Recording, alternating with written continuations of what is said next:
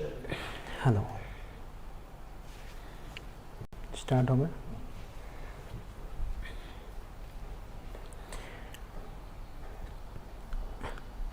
चलिए दोस्तों, आपका स्वागत है आपके अपने चैनल में। I am Saurabh and today I am going to teach you a topic of English that is tense. Okay, so बिना टाइम वेस्ट किए वीडियो स्टार्ट करते हैं। दोस्तों, मेरा मानना है अगर किसी काम को एक अच्छे और सुनियोजित तरीके से अगर स्टार्ट किया जाता है तो ऐसा मानना चाहिए कि वो काम आधा हो गया है, बाकी का आधा काम हम करेंगे। तो यहाँ पे एक प्रोवर्ब मैंने लिखी है, well begun is half done, जिसका मतलब सेम टू सेम निकल के आता है। आगे चलते हैं और स्लाइड स्टार्ट करते हैं। बैठिए, आपका स्वागत है आपके अपने चैनल में।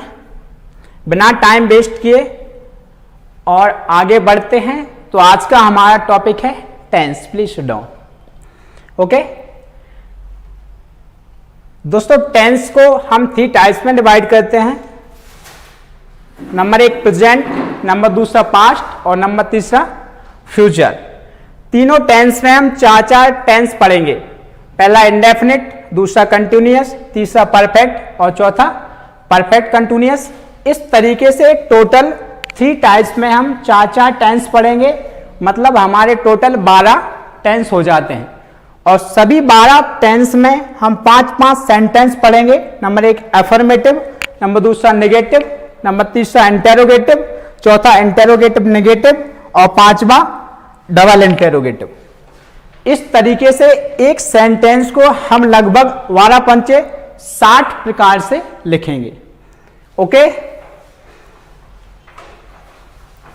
टेंस की डेफिनेशन क्या है? Tense is that form of a verb which shows not only the time but also the state of an action और इवेंट। ओके, इसको आप जो है स्क्रीनशॉट ले सकते हैं।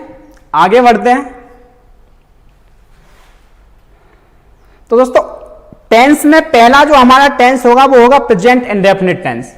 प्रेजेंट इंडेफिनिट टेंस स्टार्ट करने से पहले मैं चाहता हूं कि आपको इंग्लिश का थोड़ा सा बेसिक का नॉलेज होना चाहिए ताकि आपको टॉपिक अच्छे से समझ आ सके।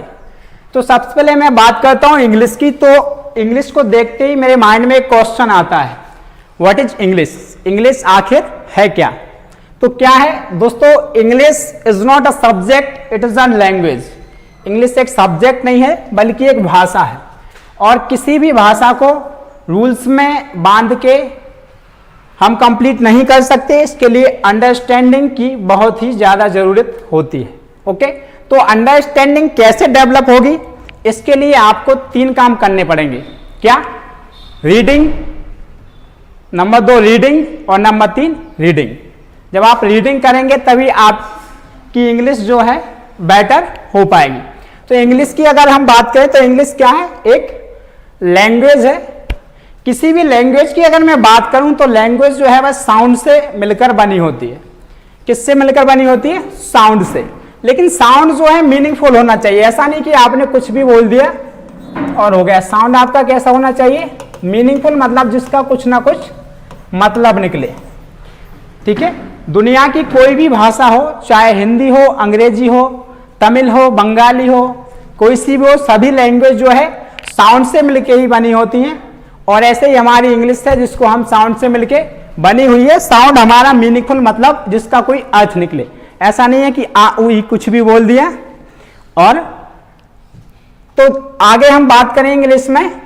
तो इंग्लिश में टोटल लेटर्स कितने होते हैं? कितने होते हैं? 26 होते हैं। कितने होते हैं?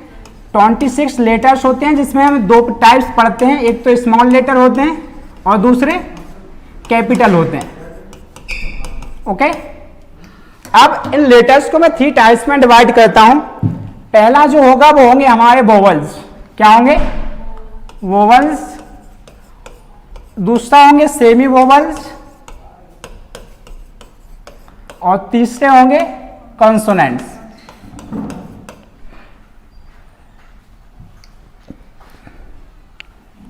कॉन्सोनेंट्स तो दोस्तों वोवल्स की अगर मैं बात करूं तो इंग्लिश में हमारे 5 वोवल्स होते हैं। कितने? 5। कौन कौन से होंगे बताएंगे? आई, ए, ई, आई, ओ और यू। इसके अलावा सेमी वोवल्स की अगर हम बात करें तो 2 हमारे सेमी वोवल्स होते हैं, एक बाई और एक डब्लू। बाकी के जो लेटर्स बचे हैं 19 वो हमारे कंसोनेंट होते हैं। कौन कौन से होंगे? ए तो होगा नहीं, बी होगा, सी होगा, डी होगा, ई होगा, ई नहीं होगा। ई क्यों नहीं होगा? ई वोवल है। ठीक है, तो इस तरीके से आगे बाकी के जितनी लेटर्स हैं 19 हमारे कंसोनेंट होते हैं, 2 हमारे सेमी वोवल्स होते हैं और बाकी 5 जो कि हम पहले से पढ़ते आ रहे हैं वोवल्स होते हैं। ओके, यहां तक समझ आया? आगे चलते हैं दोस्तों। लेटर्स के बाद हम बात करें, हम पढ़ेंगे सीक्वेंस के साथ। लेटर्स के ग्रुप को हम वर्ड्स कहते हैं। अगर लेटर्स को हम एक ग्रुप बना दिया जाए तो क्या बनता है? वर्ड बनता है। मान के चलो मैं कुछ लेटर्स यहां पे लिख देता हूं। मैंने लिखा आई, जी, आर, एल। ये क्या होगा? लेटर्स का ग्रुप हुआ? हुआ? नहीं हुआ।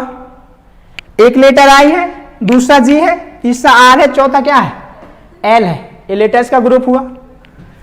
लेकिन क्या आपको समझ आ रहा है इसको पढ़ के? कुछ समझ नहीं आ रहा। तो a group of letters which make sense. Letters का ग्रुप ऐसा होना चाहिए जिसका कोई ना कोई अर्थ निकले। क्या इसको पढ़ के कोई अर्थ आपको समझ आ रहा है? नहीं आ रहा है। इसी में मैं जी को आगे लिख देता हूं, उसके बाद आई लिखता हूं, फिर आर, फिर एल। क्या लिखा? गर्ल। क्या इसका मतलब समझ आ रहा है? तो सिंपल सा हमें समझ आ रहा है। गर्ल मीन्स क्या होता है? जैसे गर्ल को पढ़ते हैं लड़की। इसको तो मुझे ही समझ नहीं आ रहा है आखिर मैंने लिखा क्या है। तो a group of words which make sense. तो लेटर्स का ग्रुप तो होना चाहिए, लेकिन कैसा होना चाहिए? जिसका कोई ना कोई अर्थ निकले। ओके, तो वर्ड समझ आया। आगे बढ़ते हैं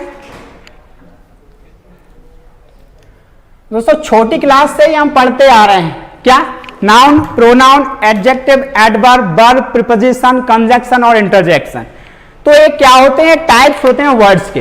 words are divided into 8 category according to their function. इनके कार्य के अकॉर्डिंग वर्ड्स को हमने 8 टाइप्स में डिवाइड किया है। कितने? 8, जिनमें से पहला है नाउन। तो नाउन की डेफिनेशन हम पढ़ते आ रहे हैं बहुत पहले से। क्या होती है बताएंगे? क्या होती है? What is noun? बताइए, बचपन से ही पढ़ी है। Noun is the name of a person, place और थिंग। अच्छा, एक और 9 होती है, उसको नाउन नहीं 9 बोलते हैं, जो हमारे यहाँ बिलौआ देने आती है ना? नहीं आती है? बिलौआ देने नहीं आती? कभी कभी कोई प्रोग्राम हुआ शादी का, उनको क्या नाउन नहीं 9 बोलते हैं। 9 इज द वाइफ ऑफ नौआ, जो देने जाए घर घर बिलौआ। ठीक है, तो वो वाली 9 नहीं है, ये नाउन है। नाउन का मतलब हिंदी में संज्ञा होता है। तो noun is the name of a person, place और थिंग्स, जिसको हम पढ़ते आ रहे हैं, लेकिन यहां हम ये डेफिनेशन नहीं पढ़ेंगे। नाउन को हम अलग तरीके से याद रखेंगे। नाउन एक नेमिंग वर्ड है। क्या है? Naming word. अब इसको समझेंगे किस तरीके से।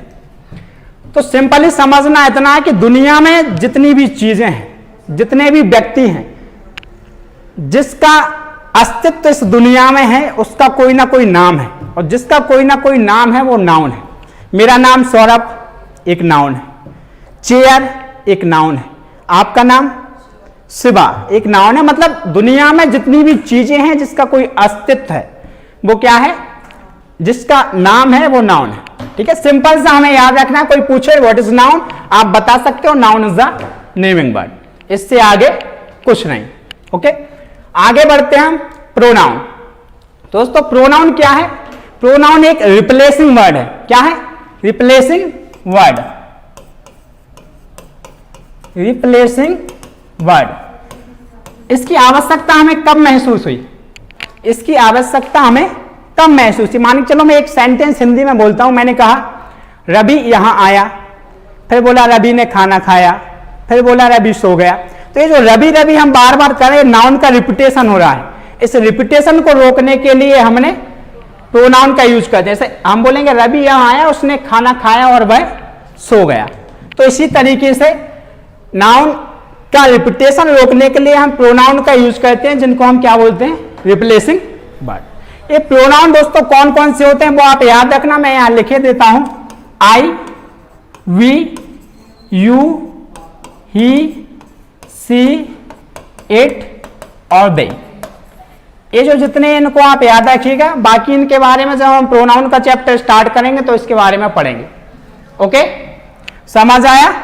आगे बढ़े। प्रोनाउन के बाद बात आती है एडजेक्टिव की। क्या आती है? एडजेक्टिव। एडजेक्टिव क्या है, कुछ पता है? कभी पढ़े नहीं हो इंग्लिश? नहीं पढ़े हो तो एडजेक्टिव है क्वालिफाई करता है ये नाउन और प्रोनाउन को। क्या एक क्वालिफाइंग वर्ड है जो क्वालिफाई करता है किसको, या तो नाउन को क्वालिफाई करेगा या प्रोनाउन को। मतलब सिंपल सा यही है, एडजेक्टिव एक ऐसा वर्ड है जो या तो नाउन की विशेषता बताता है या प्रोनाउन की विशेषता बताता है। कैसे बताएगा? मैंने यहां एक एग्जांपल लिखा। क्या लिखा?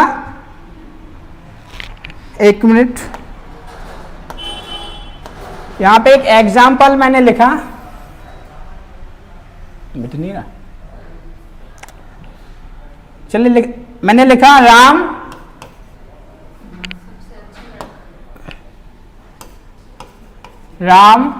Is uh boy. ठीक है, सो नहीं हो रहा है, रेड कलर, ब्लैक तो होगा। ठीक, हमने लिखा है यहां पे Ram is a good boy. क्या लिखा? Ram is a good boy. तो राम क्या है? एक लड़का है, लेकिन इसके आगे हमने क्या लगा दिया? गुड। तो लड़का कैसा है? अच्छा है। तो गुड किसकी विशेषता बता रहा है? लड़के की बता रहा है। तो लड़का क्या है? एक नाउन है। नाउन की विशेषता जो बताते हैं उनको हम क्या बोलते हैं? एडजेक्टिव। तो यहां पे गुड क्या होगा? एडजेक्टिव होता। सिंपल से याद इतना ही रखना है कि एक ऐसा वर्ड जो या तो नाउन की विशेषता बताएगा या फिर प्रोनाउन की विशेषता बताएगा।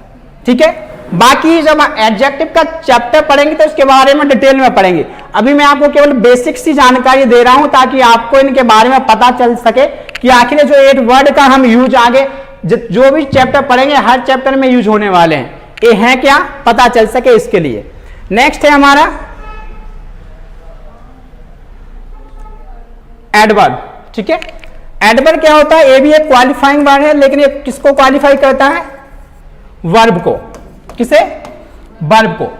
एडवर्ब जो है वर्ब को क्वालिफाई करता है, एडजेक्टिव को भी क्वालिफाई करता है, एडवर्ब खुद को भी क्वालिफाई करता है, इसके अलावा एडवर्बियल फ्रेज को भी क्वालिफाई करता है। लेकिन फिलहाल आपको याद रखना है कि ये क्वालिफाई किसको करता है? वर्ब को। जब हम एडवर्ब का चैप्टर पढ़ेंगे तो इसके बारे में डिटेल से जानेंगे। ठीक है,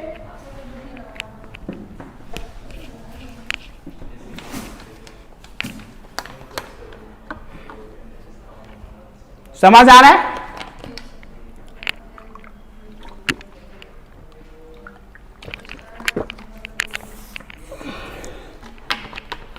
दिखाई तो सही दे रहा है ना? चलिए आगे बढ़ते हैं। नंबर 5 नंबर पे आता है वर्ब। वर्ब क्या है? एक एक्शन वर्ड है। क्या है? Action word. जितने भी वर्ड मैंने यहां लिखे हैं 8 वर्ड्स को मैं एक मतलब बहुत ही छोटे में डिफाइन करूंगा। आपको कोई भी अगर पूछता है कि प्रोनाउन, एडजेक्टिव, एडवर्ब या वर्ब क्या है तो आप एक वर्ड में उसे बता सकते हैं। ठीक है, तो वर्ब क्या? एक एक्शन वर्ड है। ऐसा प्रत्येक वर्ड जिसमें कोई ना कोई कार्य होता है। जैसे मैंने यहां लिखा गो। गो मतलब क्या होता है? जाना। जाना मतलब क्रिया कर रहा है। मैंने लिखा कम मतलब आना। सोना, गाना, उठना, बैठना, रोना, जितने भी वर्ड हैं जिसमें कोई कार्य होता है वो क्या आएंगे? हमारे वर्ब के अंतर्गत। ठीक है, वर्ब के बाद आता है आपका प्रीपोजिशन। प्रीपोजिशन जो होता है वो होता है एक रिलेटिंग वर्ड। क्या होता है? Relating word. दोस्तों एक क्या करता है? एक शब्द को दूसरे शब्द से रिलेट करता है। ठीक है, बेसिकली ज्यादातर क्या होता है? नाउन और प्रोनाउन का संबंध वाक्य में जो अन्य पार्ट होते हैं उनसे बताता है। ठीक है, इतना आपको याद रखना है। आगे बढ़ते हैं। नंबर 7 कंजंक्शन जो होता है वह होता है कनेक्टिंग वर्ड। कौन सा? Connecting word. ये क्या करता है? दो चीजों को जोड़ता है।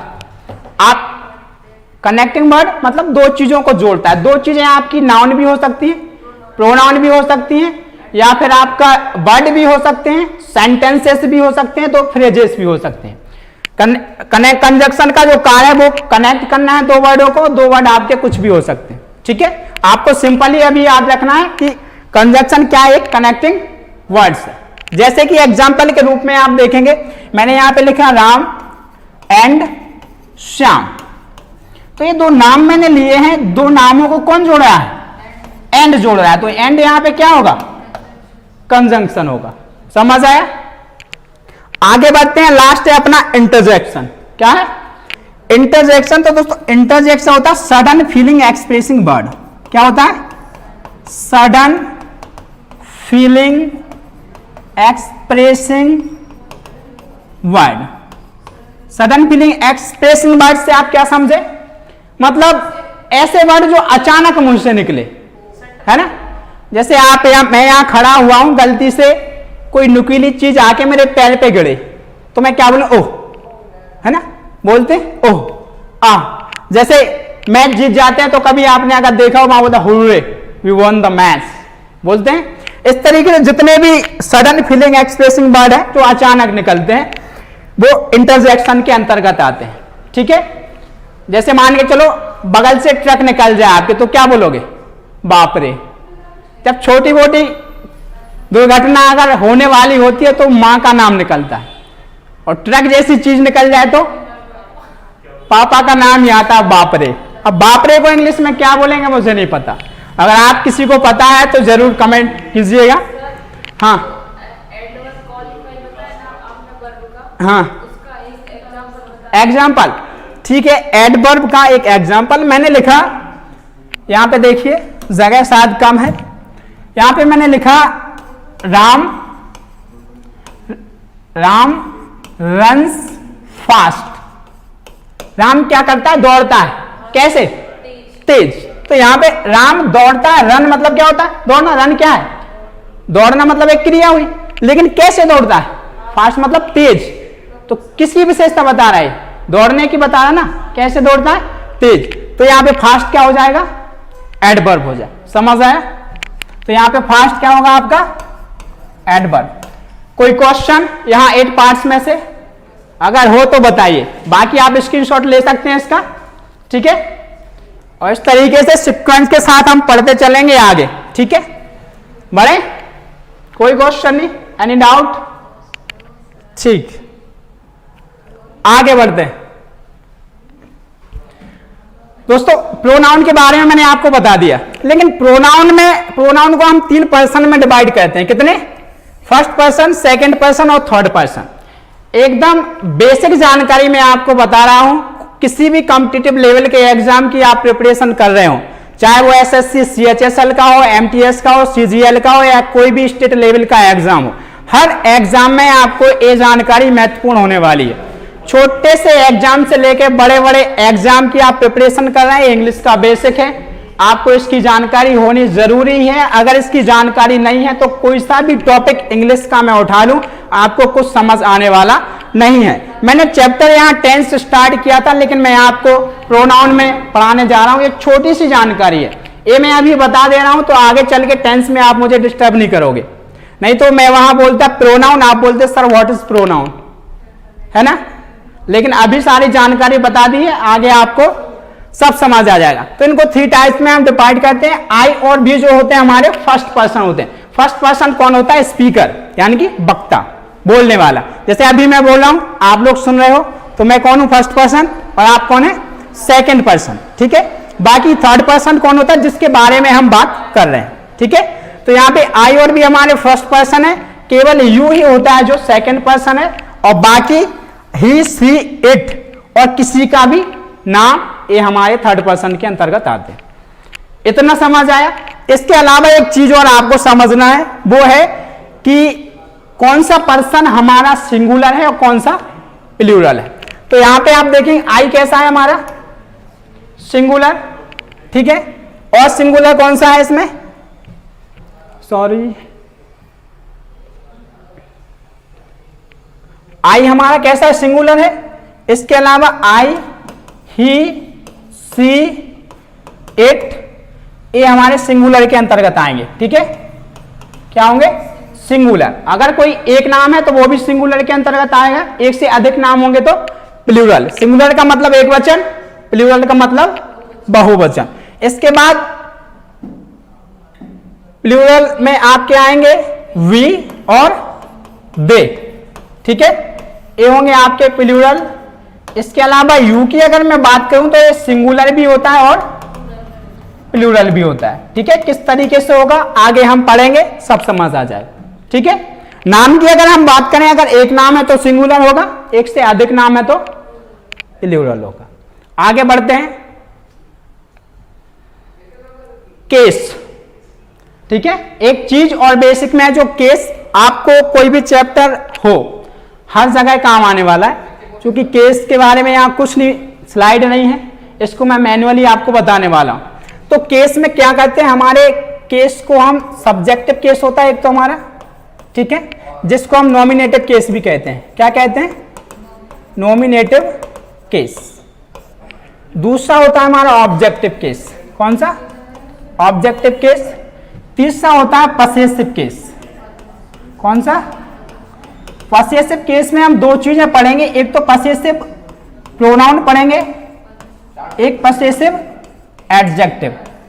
ठीक है, इसके अलावा यहीं साथ में देख लेते हैं रिफ्लेक्सिव प्रोनाउन। क्या?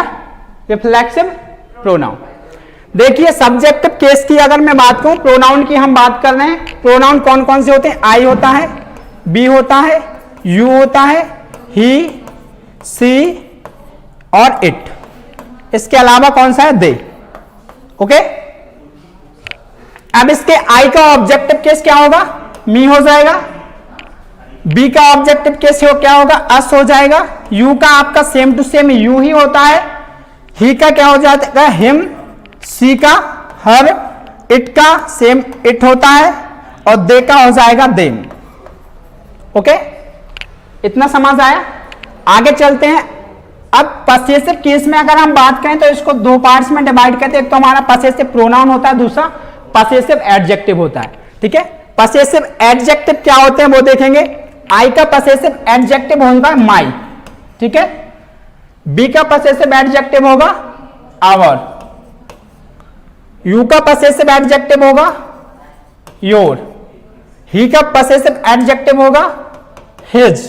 सी का पसेसिव एडजेक्टिव होगा हर और इट का पसेसिव एडजेक्टिव होगा इट्स और दे का पसेसिव एडजेक्टिव हो जाएगा आपका देयर। समझ आ रहा है? ये आपको याद करना पड़ेगा। ठीक है, किस तरीके से इनका यूज होगा वो हम आगे देखेंगे। ठीक है, जब यूज करेंगे तो समझ आ जाएगा। सिंपली इनमें डिफरेंस केवल इतना सा है पसेसिव प्रोनाउन में और पसेसिव एडजेक्टिव में कि पसेसिव एडजेक्टिव के बाद हम नाउन लिखते हैं। जैसे मैंने बोला आई हैव माई कार। ठीक है, या फिर मैंने बोला दिस इज माई कार। क्या बोला?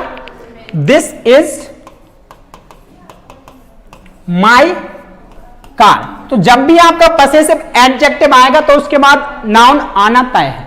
ठीक है, हमेशा, चाहे आवर आए, योर आए, हिज आए, हर कुछ भी आए, जब भी आपका पसेसिव एडजेक्टिव आएगा उसके बाद नाउन आना तय है। लेकिन पसेसिव प्रोनाउन के बाद कभी भी आपका नाउन नहीं आएगा। इस सेंटेंस को हम इस तरीके से भी लिख सकते हैं, दिस कार इज माइन। ठीक है, दोनों का जो मीनिंग निकलता सेम टू सेम ही है, लेकिन हमने दो तरीके से लिखा, एक में पसेसिव एडजेक्टिव का यूज किया, एक में पसेसिव प्रोनाउन का यूज किया। ओके, चलिए पसेसिव प्रोनाउन देख लेते हैं क्या क्या होता है। आई का हो जाएगा माइन। ठीक है, बी का हो जाएगा आवर्स, यू का हो जाएगा योर्स, ही का हो जाएगा हिज। ठीक है, इसका पसेसिव एडजेक्टिव और possessive pronoun same to same होता है। ठीक है, सी का हो जाएगा हर्स, इट का कुछ भी नहीं होता, दे का हो जाएगा देयर्स। ओके, इसका एक स्क्रीनशॉट आप ले सकते हैं, इसको हमेशा याद रखना। ठीक है, okay sir, are you getting my point? Okay, चलिए आगे बढ़ते हैं। केस के बाद हम आगे चलेंगे। अब हमारा पहला टेंस आता है, वो है प्रेजेंट इंडेफिनिट टेंस।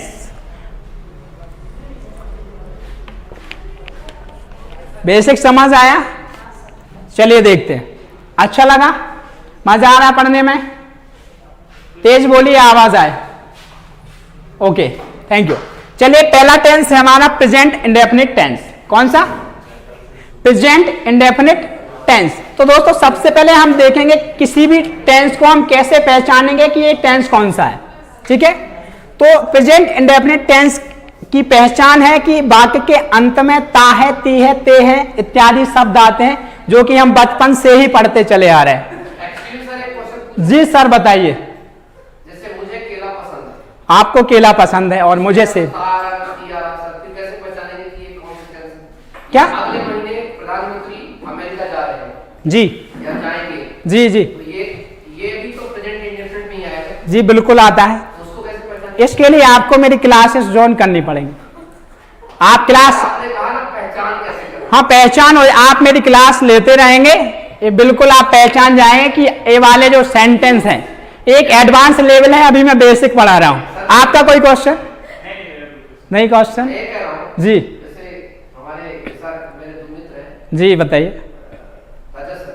जी राजा सर अगले महीने जी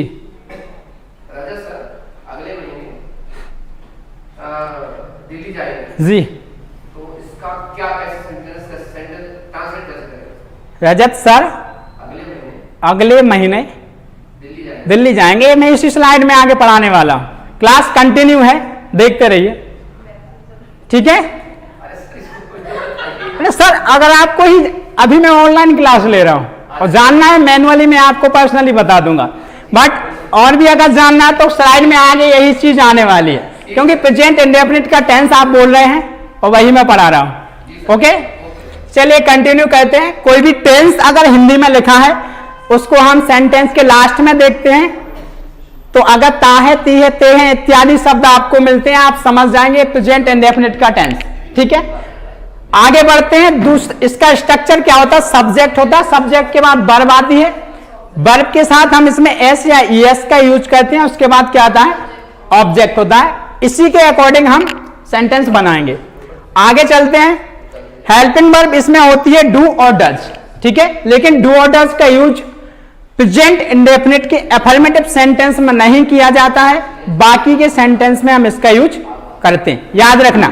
और एस और ईएस का यूज हम केवल प्रेजेंट इंडेफिनिट टेंस के अफर्मेटिव सेंटेंस में करते हैं, बाकी किसी भी सेंटेंस में नहीं करते हैं। चलिए आगे देखते हैं। तो इसमें हम प्रेजेंट इंडेफिनिट टेंस में affirmative, negative, interrogative, interrogative, negative और डबल इंटेरोगेटिव पढ़ने वाले हैं। मैं आशा करता हूं कि आपने ये 4 सेंटेंस तो पढ़े ही होंगे, अगर डबल इंटेरोगेटिव नहीं पढ़ा है तो आप यहां पढ़ लेंगे। ठीक है, तो मैं आपको रूल बता रहा था एस ईएस का और डू और डज का कि किसको कहां यूज करना है। तो सिंपली याद रखना कि अफर्मेटिव जो सेंटेंस है एस और ईएस का यूज केवल इस सेंटेंस में होगा, बाकी ये 4 सेंटेंस में एस और ईएस का यूज हम नहीं करेंगे। Are you getting my point? S और ईएस का यूज केवल एफर्मेटिव सेंटेंस में होगा, बाकी सेंटेंस जितने भी है उसमें एस और ईएस का यूज हम नहीं करेंगे। दूसरी बात आपको याद रखना है कि डू और डज का जो यूज है, डू और डज का जो यूज है वो हम बाकी 4 सेंटेंस में करेंगे, लेकिन एफर्मेटिव में नहीं करेंगे। समझ आ रहा है? एफर्मेटिव सेंटेंस में एस और ईएस का यूज करेंगे, डू और डज का यूज नहीं होगा। बाकी टेंस में एस या ईएस का यूज नहीं होगा और डू और डज का यूज हम करेंगे। अब कहां एस लगाना है, कहां ईएस लगाना है, ये हम आगे देखते हैं। ठीक है, सिंपली ये याद इतना रखना है कि पहचान, अगर हिंदी में कोई सेंटेंस है तो उसकी पहचान हम वाक्य के अंत में शब्दों को देख के करते हैं, और अगर कोई सेंटेंस इंग्लिश में लिखा हुआ है तो उसकी पहचान हम सहायक क्रिया से करते हैं, मतलब हेल्पिंग वर्ब से करते हैं। जैसे एक सेंटेंस में लिखता हूं, Ram goes to school. Ram कहां जाता है? स्कूल जाता है। इसको हिंदी में लिखता हूं मैं, राम स्कूल जाता है। ठीक है, तो लास्ट में क्या मिला? ता है, ती है मिला, समझ आ गया प्रेजेंट इंडेफिनिट टेंस है। लेकिन इंग्लिश में अगर लिखा है तो कैसे पहचानेंगे? या तो ऐसे ही यस देखेंगे या फिर डू आर डज। ठीक है, आगे बढ़ते हैं। तो सिंपल प्रेजेंट टेंस में सबसे महत्वपूर्ण बिंदु पता क्या है? अच्छा, अभी तक हम पढ़ते आए हैं कि एस और ईएस का यूज सिंगुलर सब्जेक्ट के साथ करते हैं, ऐसा ही पढ़ा है। तो इसका जो डिटेल में अगर रूल हम जाने तो ये क्या होता है, और फिर उसमें क्या पढ़ते हैं, आई के साथ हम एस या ईएस लगाते नहीं, आई भी सिंगुलर है। मतलब टीचर पढ़ाते हमें कि सिंगुलर के साथ हम एस या ईएस का यूज करेंगे, लेकिन आई के साथ नहीं करते, ये अपवाद। ऐसा कुछ भी नहीं है, रूल हमारा कहता है कि सब्जेक्ट अगर सिंगुलर नंबर और थर्ड पर्सन है, सब्जेक्ट अगर हमारा सिंगुलर नंबर है और थर्ड पर्सन है, तब हम उसके साथ एस या ईएस का यूज करेंगे। ठीक है। रूल नंबर 1 कहता है यदि वर्ब का अंतिम अक्षर आपको double S, O, Z, X, C H, S H है और सब्जेक्ट आपका सिंगुलर नंबर थर्ड पर्सन है, तो आपको क्या करना है, उसमें ईएस का यूज करना है। किसका? ईएस। ये जो शब्द है इनको नोट कर लें। अगर कोई भी वर्ब आपको मिलती है जिसके लास्ट में जो अक्षर यानी कि लेटर है वो आपको डबल एस मिलता है, ओ मिलता है, जेड मिलता है, एक्स मिलता है, सी एच मिलता है या एस एच मिलता है, अगर ये आते हैं तो आपको singular number third person subject के साथ इसमें किसका यूज करना है? ईएस का। ठीक है। और अन्य स्थिति में एस जोड़ेंगे। एग्जाम्पल देखेंगे कुछ। एग्जाम्पल जैसे मैंने लिखा आई गो। आई कौन सा नंबर है? सिंगुलर नंबर है, एक वचन है, पक्का। कौन सा पर्सन है? फर्स्ट पर्सन है। लेकिन इसमें हमने एस या एस क्यों नहीं लगाया? क्यों नहीं लगाया? सिंगुलर नंबर तो ये है, लेकिन क्या थर्ड पर्सन है? नहीं है ना, इसलिए हमने इसमें एस या एस नहीं लगाया। आई के साथ क्या? आई गो। अगर यहीं पे सब्जेक्ट होता ही, क्या होता? सब्जेक्ट क्या होता? ही होता, तो हमें इसमें एस या ईएस लगाना पड़ता। और उसमें हम क्या लगाते? ईएस लगाते। ईएस क्यों लगाते? क्योंकि अभी अभी हमने रूल पढ़ा है कि अगर किसी वर्ब का अंतिम अक्षर में हमें ओ मिलता है तो उसमें हम क्या लगाएंगे? ईएस लगाएंगे। ठीक है। लास्ट में क्या है? ओ है, ओ होगा तो क्या लगाना है? ईएस लगाना है। हाँ, जैसे हमने लिखा वह आता, ही कम्स। क्या लिखा? He comes. कम ये है, इसमें हमने केवल क्या लगाया? एस लगाया। क्या इनमें से कोई वर्ड है लास्ट में? ना तो डबल एस है, ना ओ है, ना जेड है, ना एक्स, ना सी एच, ना एस एच, नहीं है ना। तो अगर इसके अलावा अन्य स्थिति में क्या लगाते हैं? एस लगाते हैं। लेकिन ए वर्ड अगर लास्ट में मिल जाए तो क्या लगाएंगे? ईएस लगाएंगे। समझ आ रहा है? अगला मैंने लिखा वी सर्च। क्या लिखा? We search. तो इसमें ऐसे ईएस क्यों नहीं लगाया हमने? क्यों नहीं लगाया? एस या ईएस के लिए रूल कहता है कि जो सब्जेक्ट है वो सिंगुलर नंबर होना चाहिए और थर्ड पर्सन होना चाहिए। क्या है? सिंगुलर नंबर है, वी एक वचन है, बी मतलब क्या होता है? हम मतलब अकेले तो होंगे नहीं, तो प्लूरल हो गया, तो इसमें एस या ईएस नहीं लगेगा। ठीक है। लेकिन यहां पे इसी को मैं किसी और शब्द मैंने सी लिख दिया गया, सी, वह सर्च करती है, सी सर्च, तो हमें क्या लगाना पड़ेगा? ईएस लगाना पड़ेगा। लास्ट में क्या वर्ड मिले? सी एच, और सी एच अगर होंगे तो क्या लगाना है? ईएस। समझ आया? तो सी सर्चेस। ओके, आगे बढ़ते हैं। ठीक है। तो जहां आपको ए वर्ड मिल जाते हैं जो मैं लिखा चुका हूं, तो आपको ईएस लगाना है, बाकी के साथ क्या लगाना है? एस लगाना है। जैसे बी के साथ क्या लिखा? प्ले। प्ले में लास्ट में क्या मिला? वाई। ठीक है। लेकिन इसमें एस या ईएस क्यों नहीं लगाया? क्योंकि बी जो है प्लूरल है। ठीक है। कैसा है? प्लूरल है। अगर मैं यहीं पे सब्जेक्ट ही ले लेता हूं तो प्ले के साथ मुझे एस का यूज करना पड़ेगा। ठीक है। इसके बाद दूसरा यू प्ले। यू एक कैसा है? प्लूरल सब्जेक्ट है। कैसा है?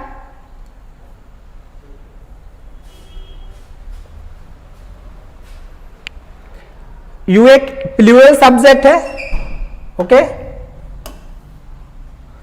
अगर यहां पे कोई सिंगुलर सब्जेक्ट हम लेते हैं तो हमें इसके साथ क्या लगाना पड़ेगा? एस लगाना पड़ेगा। आगे बढ़ते हैं। रूल नंबर 2 कहता है जब वर्ब का अंतिम अक्षर बाई है, क्या है, बाई है, और इससे पूर्व का अक्षर अगर व्यंजन है तो subject singular number third person के साथ सिंपल प्रेजेंट में बाई को IES में बदल दिया जाता है।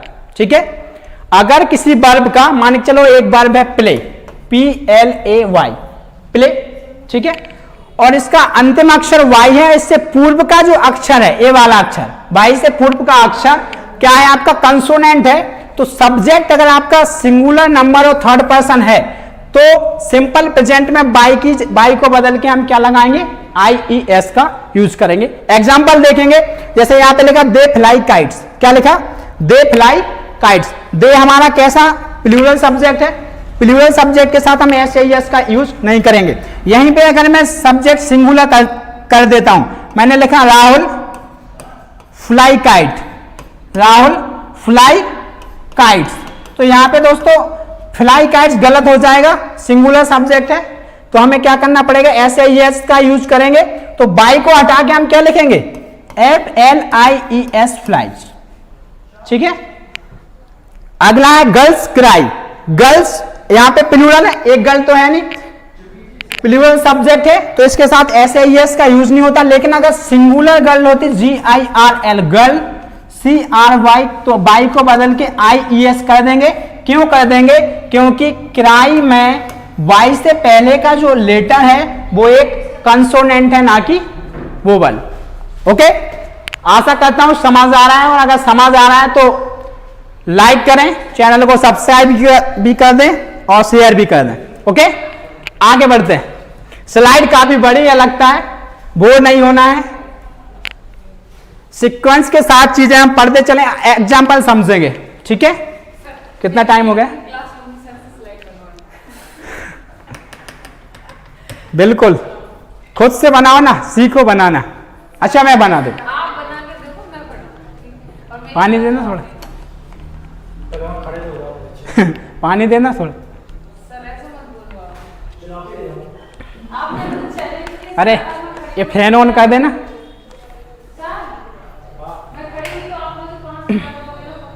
चलिए एग्जाम्पल्स देखते हैं, क्या पानी नीचे से, चलिए एग्जाम्पल देखते हैं, बहुत ही सिंपल से एग्जाम्पल होंगे। एग्जाम्पल है, मैं पढ़ाता हूं, तो मिस शिवा आप बताएंगे इसको कैसे ट्रांसलेट करेंगे हम, बताइए।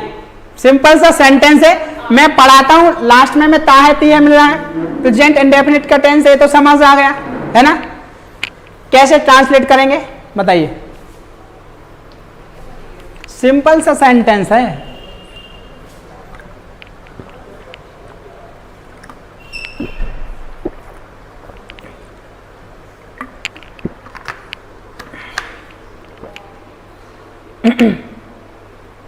चलिए कुछ भी समझ नहीं आ रहा है तो आप क्वेश्चन पूछ सकते हैं। ठीक है, आपका ऐसा कोई भी क्वेश्चन नहीं है जिसको हम क्लियर नहीं करें।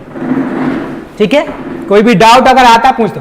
देखो कुछ नहीं है, सब्जेक्ट मैं पढ़ा, मैं काहे माने होता, आई माने तो पता है, पढ़ाना काहे माने होता है, टीच मीन्स पढ़ाना होता है। क्या इसमें SIS लगाएंगे, लगाएंगे, क्यों नहीं लगाएंगे, सिंगुलर के साथ SIS लगाते हैं, तो आई कैसा है, सिंगुलर है, लेकिन क्या ये थर्ड पर्सन है, नहीं है, तो फिर हम नहीं लगाएंगे। ठीक है, आई टीच सिंपल सा बन गया। आगे देखें, मैं अंग्रेजी पढ़ाता हूं, ठीक है, तो इसका आई टीच क्या हो गया, आई, अरे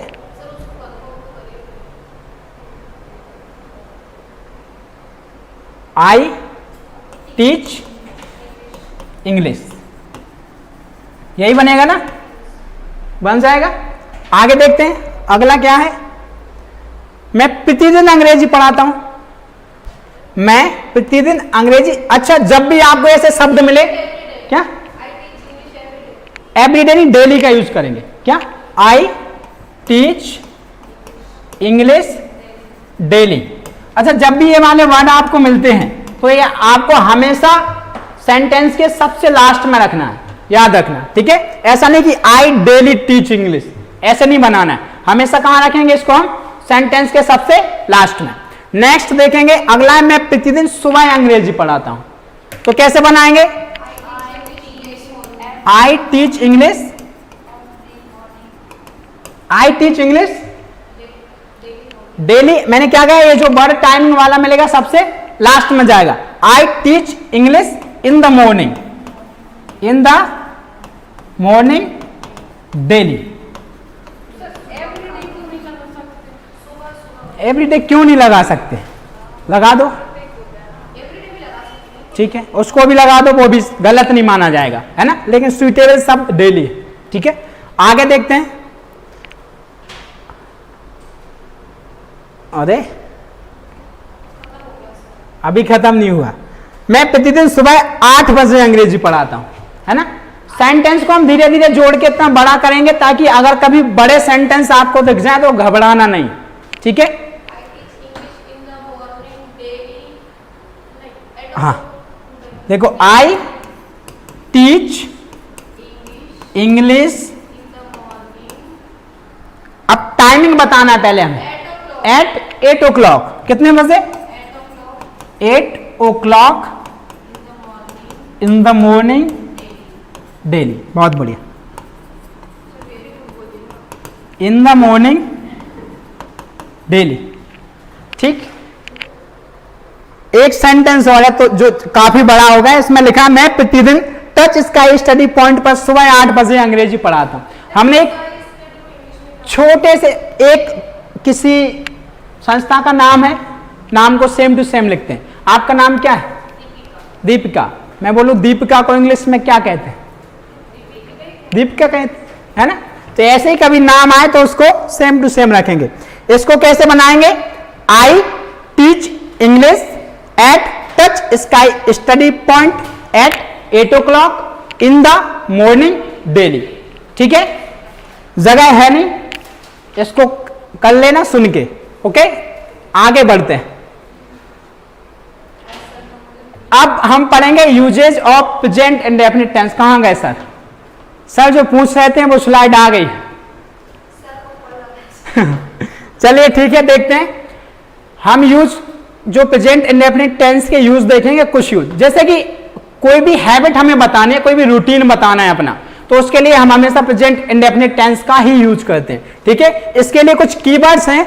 अगर सेंटेंस में always, usually, generally, frequently, repeatedly, often, sometimes, never, seldom, हियरली, स्कार्सली, रेयरली और रेयरली, ये वर्ड अगर आपको कभी भी किसी सेंटेंस में मिल जाए तो समझ लो आपको वो टेंस जो है प्रेजेंट इंडेफिनिट टेंस में ही रखना है। इनको याद कर लेना, ठीक है। अगर ये वाले वर्ड आपको कहां मिलेंगे? प्रेजेंट इंडेफिनिट टेंस में। और इनकी जगह कहां होगी वो देखिए। इनकी जगह यानी कि पोजीशन जो होगी मेन वर्ब के हमेशा पहले होगी। किससे पहले होगी? मेन वर्ब मतलब मुख्य क्रिया जो हमारी होती है, गाना, सोना, लेटना, पढ़ना, उठना, उससे हमेशा कैसे होगी? पहले होगी। याद रखना है वर्ड, याद रखना है इनको। इनके क्वेश्चन आगे आएंगे जो आपको बताना पड़ेंगे, ठीक है। इसके आगे देखेंगे, अगर आपको एक वर्ड मिल जाते हैं daily, everyday, week, every month, every year, ठीक है, ये वाले वर्ड अगर आपको मिल जाते हैं तो ये हमेशा आपको रखना है कहां पे? इनकी पोजीशन क्या होगी वो देख लीजिए। इनकी पोजीशन जो है हमेशा, इसमें लिखी नहीं है, लास्ट में रखना है। कहां रखना है? लास्ट में। जैसे कि अभी एक सेंटेंस बनाया था, मैं प्रतिदिन अंग्रेजी पढ़ाता हूं, आई टीच इंग्लिश डेली, तो कहां पे लाए थे हम? सबसे लास्ट में, ठीक है। जैसे कि और सेंटेंस हो, मैंने एक सेंटेंस लिखा, she goes to the movie once a week, ठीक है।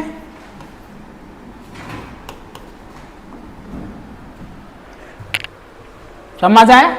तो इस तरीके से आपको कभी भी once a day, once a week, once a month या once a year, twice a day, twice a week, ये सेंटेंस जब भी मिल जाते हैं तो आपको सेंटेंस के सबसे लास्ट में रखना है। इतना याद रखें, ठीक है।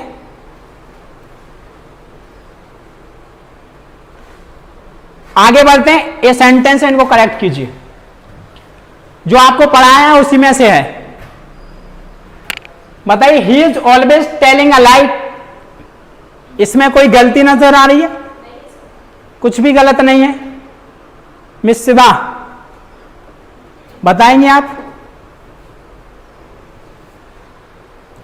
ऊपर एक सेंटेंस लिखा है, he is always telling a lie, इसमें आपको क्या प्रॉब्लम है? क्या सेंटेंस सही है? नहीं समझ आया? सही है। देखिए, मैंने अभी आपको बताया, जब भी आपको कुछ वर्ड बताए वो अगर मिल जाए उनमें ऑलवेज भी शामिल था। अगर ये वर्ड है तो वो सेंटेंस आपका प्रेजेंट इंडेफिनिट टेंस में होगा। ठीक है, क्या ये इज सहायक क्रिया है प्रेजेंट इंडेफिनिट की? नहीं, ये हम नहीं लगाएंगे। और सब्जेक्ट कैसा हमारा? सिंगुलर, तो टेल में हम क्या जोड़ेंगे? एस या ईएस, और यहां पे टेल के बाद एस आएगा, ईएस आएगा। ईएस लगाने के लिए कुछ वर्ड बताएं, लास्ट में ओ हो, सी एच हो, एस एच हो, एक्स हो, ये कोई वर्ड नहीं है तो क्या लगेगा? केवल एस। तो हमारा सेंटेंस करेक्ट हो जाएगा, ही ऑलवेज टेल्स अ। ओके, आगे बढ़ते हैं। मैंने लिखा Saurabh is frequently visits my room, बताइए क्या गलती? देखिए, Saurabh is frequently visits my room, क्या फ्रिक्वेंटली भी वर्ड है, ए अगर कभी आएगा प्रेजेंट इंडेफिनिट टेंस में होगा। फ्रिक्वेंटली सही है, सब्जेक्ट सिंगुलर है तो एस ऑलरेडी लगा हुआ है, इसको हम हटा देंगे, सेंटेंस करेक्ट हो जाएगा। She goes to the movie once a week, सही है, सब्जेक्ट सिंगुलर है, सिंगुलर है तो ऐसे एस लगाएंगे, चूंकि ओ था लास्ट में तो एस लगा दिया। टू द मूवी और वंस अ वीक की जो पोजीशन होती है लास्ट में ही होती है, मतलब सेंटेंस करेक्ट। ठीक है, अगला देखेंगे, Radhika is daily calling her friend, इसमें बताइए क्या गलत है? बताइए क्या गलत है? एक तो एज नहीं आएगा क्योंकि डेली आया है, और डेली की जो पोजीशन कहां होगी? लास्ट में होगी। कहां पे होगी? डेली हमारा यहां पे आएगा लास्ट में, ये ऑलरेडी आपको मैं बता चुका हूं। और कॉलिंग की जगह हम क्या लगाएंगे? सब्जेक्ट के अकॉर्डिंग, सिंगुलर सब्जेक्ट है तो CALL S। Radhika calls her friend daily. Okay, मजा आ रहा है पढ़ने में? सच में या ऐसे ही है? चलिए आगे बढ़ते हैं। ऐसे ही मजा आएगा पढ़ने में, बहुत मजा आएगा। सीक्वेंस के साथ हम आगे पढ़ेंगे इंग्लिश। कोई भी कॉम्पिटिटिव लेवल की आप प्रिपरेशन करें। टाइम कितना हो? देखो, जब तक स्लाइड खत्म नहीं हो जाती तब तक मैं क्लास छोड़ने वाला नहीं। ठीक है? अरे देखते हैं, और भी थोड़ा बहुत होगा इसमें। बताइए, आपको एरर फाइंड करना है, कर लोगे? इसमें कहां पे एरर है आपको कमेंट करके बताना है। पहला क्वेश्चन है, सी राइट्स या राइट ए लेटर, इसमें राइट सही होगा या राइट सही होगा? एस लगाएंगे हम या नहीं लगाएंगे? नहीं लगेगा, ए वाला सही होगा पक्का। अच्छा, सी सिंगुलर सब्जेक्ट है प्लूरल है? एक वचन है या बहुवचन? सी मतलब कोई लड़की एक, सिंगुलर है प्लूरल? सिंगुलर है, तो सिंगुलर के साथ एस लगाते हैं कि नहीं लगाते? सिंगुलर नंबर थर्ड पर्सन तो है सी, अभी पढ़ाया है, और सिंगुलर भी है तो एस लगाएंगे ना। ठीक है, तो इसका राइट सही होगा। क्या होगा? अरे क्या सही होगा? राइट्स। सिंगुलर नंबर जब भी है तो आपको एस लगानी। ठीक है, दूसरा क्या है? दे प्ले या प्लेज क्रिकेट। अच्छा, सब्जेक्ट देखना है, सब्जेक्ट के अकॉर्डिंग आपको एस का रूल आपको यहां लगाना है। कौन सा आएगा? सेकंड वाला आएगा। दे सिंगुलर सब्जेक्ट या प्लूरल? प्लूरल है, क्या प्लूरल के साथ एस लगाते हैं? लगाते हैं? दे बहुत सारे हैं, प्लूरल हुआ, बहुवचन हुआ, तो बहुवचन के साथ एस लगाते हैं? नहीं लगाते या लगाते हैं? ये बताओ, हाँ या ना? नहीं लगाते। अभी मैंने आपको रूल पढ़ाया कि एस कहां लगाना है, उसको एक बार और देखो। जब भी आपका सब्जेक्ट मतलब जो सबसे आगे, ठीक है, ऐसे तो याद रहेगा। तो जब भी आपका सब्जेक्ट सिंगुलर नंबर है, कैसा है? सिंगुलर नंबर है, और क्या है, थर्ड पर्सन है। क्या है, थर्ड पर्सन है, तब हमें एस या यस लगाना है। एस, तब हमें एस या यस लगाना है। ठीक है, और एक चीज और याद रखना कि आई और बी जो है ये फर्स्ट पर्सन है, यू जो है वो सेकंड पर्सन है, बाकी की जितनी चीजें हैं वो थर्ड पर्सन। ये तीन चीजें आप याद रखो कि ये फर्स्ट पर्सन और सेकंड पर्सन। ठीक है, इनके अलावा चाहे किसी का नाम हो, एक नाम हो, एक से अधिक नाम हो, वो थर्ड पर्सन होंगे। ठीक है, तो सब्जेक्ट को देखें हम, सिंगुलर है और थर्ड पर्सन है, तभी एस या एस लगाएंगे। देखो सब्जेक्ट दे है हमारा, सिंगुलर है, प्लूरल है, सिंगुलर तो नहीं है, नहीं है ना, दो में से अगर एक भी नहीं है तो नहीं लगाना है, तो इसमें एस या एस नहीं लगाएंगे, पहले हमारा सही हो जाए। आगे चलें, नेक्स्ट क्वेश्चन है, he does not goes to school. तो ही आपका सिंगुलर है, प्लूरल है, सिंगुलर है, तो इसके साथ अच्छा थर्ड पर्सन है या नहीं है, तो इसके साथ एस या एस लगाएंगे। हमारी वर्ब क्या है, डू, अगर लास्ट में ओ है तो एस लगाएंगे। He does not goes to school, क्या सही है? अच्छा मैंने आपको बताया था, हाँ, जब डू या डज का यूज होता है तो हम इसमें एस या एस पढ़ाया था, याद आ रहा है कुछ? ठीक है, आगे चलते हैं। You does not help him, you singular subject है या प्लूरल? दोनों होता है, सिंगुलर भी होता है, प्लूरल भी होता है, लेकिन क्या है, थर्ड पर्सन है, सेकंड है, थर्ड तो नहीं है। और थर्ड अगर नहीं है तो लगाएंगे क्या? नहीं लगेगा। ठीक है, थर्ड पर्सन नहीं है ना तो नहीं लगेगा, तो ये हम हटा देंगे, you do not help him, सही हो जाएगा। अगला क्या, राहुल स्पीक्स इंग्लिश, बताइए सही है या गलत है? राहुल स्पीक्स इंग्लिश, सही है 100%। राहुल एक सिंगुलर नंबर है और थर्ड पर्सन भी है, इसमें एस या एस लगाएंगे और उसमें से हम एस लगाएंगे, सही। आगे बढ़ते हैं, तो धीरे धीरे होशियार होते जा रहे हो लगता है ना। इस क्लास को एक बार और देखना, अच्छे से समझ आएगा, नोट्स बना लेना। अच्छा, मोहन फ्लाई या काइट, ये सही है या गलत? बताइए गलत है या सही है? क्या लगेगा?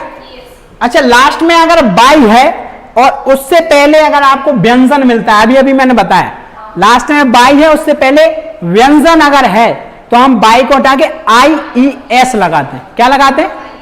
कब लगाते हैं, लेकिन सब्जेक्ट कैसा होना चाहिए, सिंगुलर नंबर थर्ड पर्सन। तो यहां पे सिंगुलर नंबर थर्ड पर्सन है या नहीं है? है, सिंगुलर भी है और थर्ड पर्सन भी है, क्योंकि फर्स्ट पर्सन आई और भी होते हैं, सेकंड पर्सन यू होता है। इन तीन के अलावा जो भी है वो क्या होगा, थर्ड पर्सन होगा। तो इसमें तो हमें पता चल गया एस या एस लगना है, लेकिन अगर बाई लास्ट में है उससे पहले क्या है, कोई व्यंजन है, तो हम बाई को हटा के क्या लगा देते हैं, आई ई एस।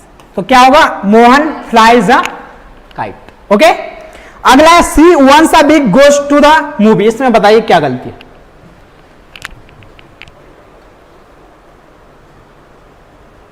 बताइए, सिंपल सा सेंटेंस है, she once a week goes to the movie, इसमें से ई एस हट जाएगा, क्यों हट जाएगा? सी क्या है, सिंगुलर है, थर्ड पर्सन भी है, तो जब सिंगुलर और थर्ड पर्सन होता तभी तो ऐसे ही एस लगाते हैं।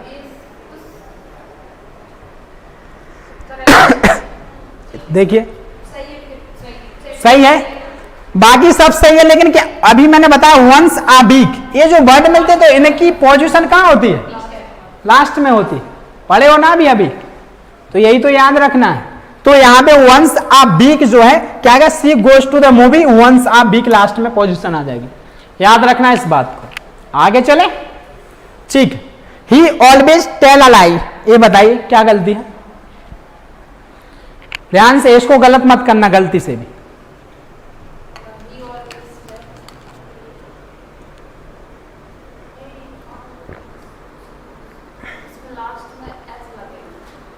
क्या आएगा? सी ऑलवेज टेल अ लाई, वह हमेशा झूठ बोलता है।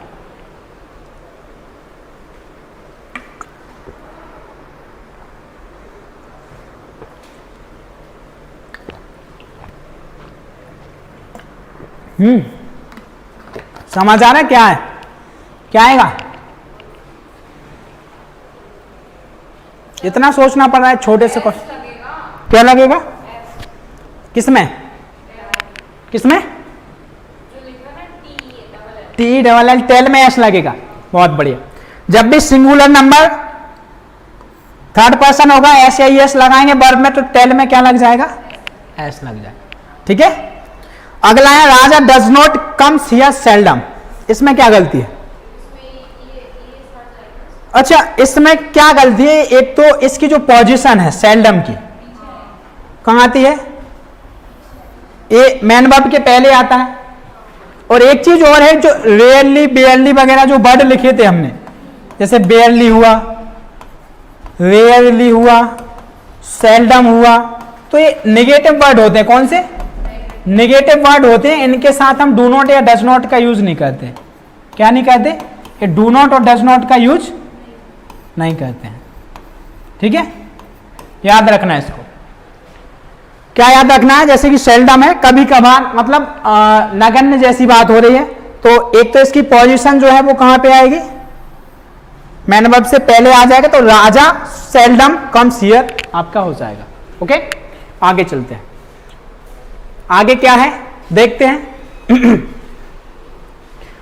आगे सिंपल सा यही लिखा है कि किस किस एग्जाम में आप इंग्लिश आती है, चाहे एसएससी सीजीएल की आप प्रिपरेशन कर रहे हो, एसएससी सीएचएसएल की आप प्रिपरेशन कर रहे हो, एसएससी एमटीएस की आप प्रिपरेशन कर रहे हो, एसएससी सीपीओ की आप प्रिपरेशन कर रहे हो, bank PO, police, CAT, CSAT, UPSC, railway, IBPS, civil service या कोई भी स्टेट लेवल एग्जाम हो, और एमपी में एसआई की। ठीक है, 30 नंबर की इंग्लिश आती है, याद रखना। ठीक है, ये कहीं से एक स्क्रीनशॉट शायद। चलिए आगे बढ़ते हैं। खैर, ठीक है, हम सीक्वेंस के साथ सारी चीजें पढ़ेंगे। ठीक है, अच्छे याद रखें। बाकी पढ़ लिया आपने। लाइक करना ना भूलें,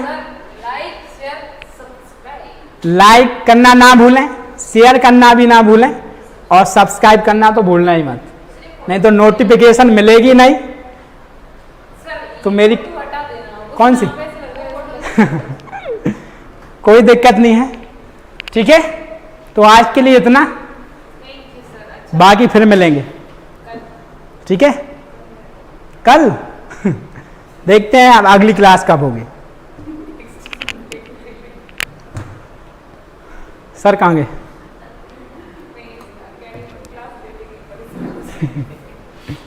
बुलाना सर को, बुला। बना दूंगा पक्का। जी सर, हाँ हो गई, आ जाओ। हाँ ले ली है। अरे वो अनलिस्टेड है फिलहाल, 1 घंटे की क्लास थी पूरी, पता है?